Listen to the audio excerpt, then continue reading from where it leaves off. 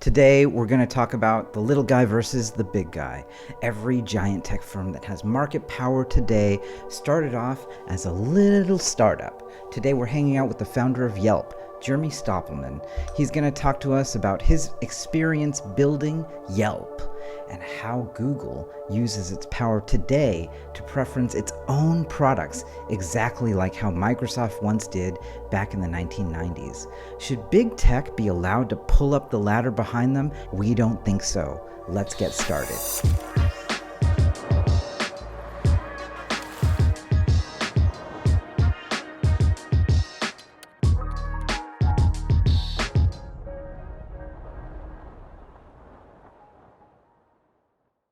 I think it's hard to remember a time before Yelp existing. I still use it absolutely all the time to find restaurants and local businesses. Here's Jeremy talking about those very early days just getting started. We started way back in 2004 when mobile really didn't even exist. We had this idea of bringing consumer reviews to local.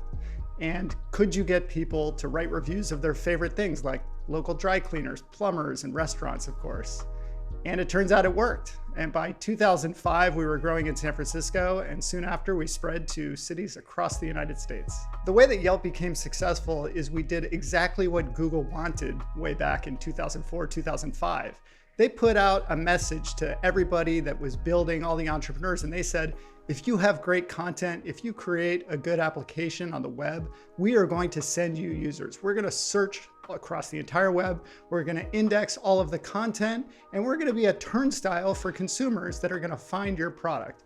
And you know what? It worked. We had really great content. People would come to Yelp, they would sign up, they'd write reviews of their favorite local businesses. That would create really valuable stuff that Google could index and send even more users back to Yelp.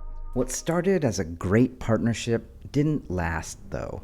Google started viewing Yelp as a threat, and that's when things got ugly. What started as a level playing field became less and less level, and Google could preference their own products because they owned the field. Well, Google slowly crept into the business, and it got worse and worse. They stole our content at one point. They pushed us farther and farther down the page. There was even a moment, and it came out through leaked FTC documents, where Google wrote code that said, if Yelp comes up number one, push it down, and put their own in-house property, then called Google Local, now called Google Maps, ahead of Yelp every time. Well, the funny thing is, if you go back and look at Google's statements in the beginning, they were making fun of sites like Yahoo that called themselves portals to the web, that were really trying to trap users and make sure that they didn't get to all of the content and apps and wonderful things out there, but stayed within the Yahoo ecosystem. And in fact, that's where Google finds itself today, where it's working really hard to try and keep you within Google, even if that means degrading your experience. Antitrust has always been a part of the political landscape in the United States, going back to Teddy Roosevelt and trust busting.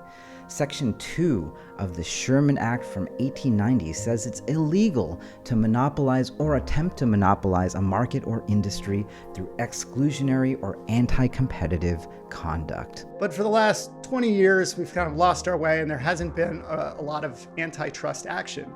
And the last thing that we did see was the Microsoft trial. It was US versus Microsoft. The DOJ ran the case, and it started in 1998. There was another thing that started in 1998, and that was Google. So what was the Microsoft case all about? Well, it really focused on the browser. Microsoft was preferencing its own browser, Internet Explorer, over their top competitor, Netscape. Isn't it funny? Google was born at the moment when US antitrust regulators realized anti-competitive self-preferencing in software was a bad thing, and it would probably kill innovation.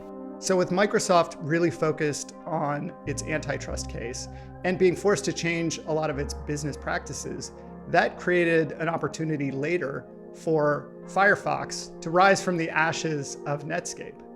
And with Firefox, Google found that as an incredible opportunity to gain distribution. I think it's a really fascinating question and a hypothetical to think about. What if there wasn't antitrust enforcement? And what if there wasn't that lawsuit from the DOJ in 1998? What would have happened to Google? Like, would they have sold for a song to Microsoft? Would they have found distribution somehow through Internet Explorer? I don't think we really know, but what I do know is there was a new and exciting browser that emerged, Firefox, that gave Google its shot. So the story, funny enough, doesn't just end with Google getting into Firefox and the rest is history.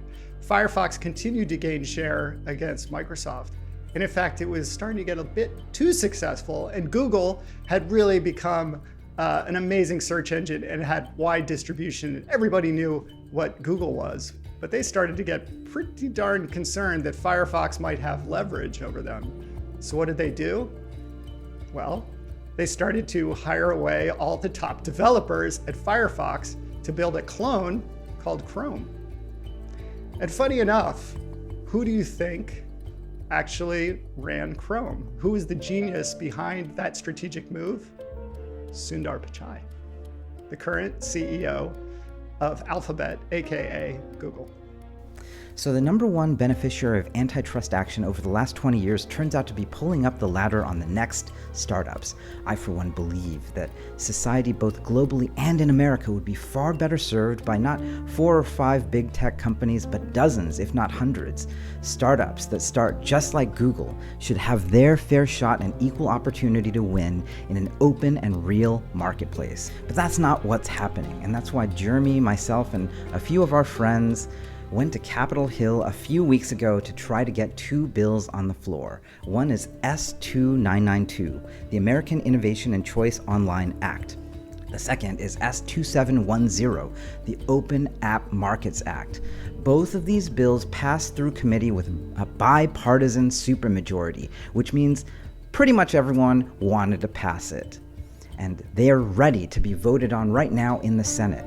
We went to the White House and they assured us they too believed there were 60 votes to get it passed. But that's where things got weird.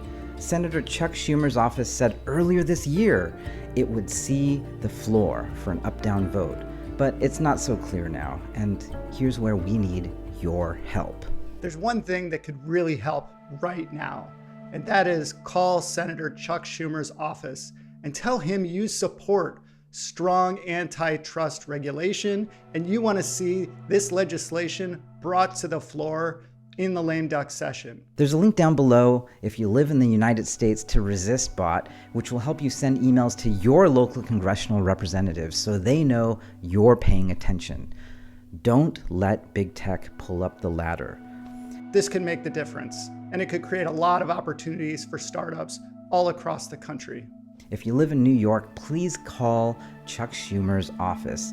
Biden wants it, a supermajority of congresspeople want it, and the future of startups depend on it. That's it for this week. Click subscribe and the bell icon to make sure you see every video that I make, and I'll see you next week.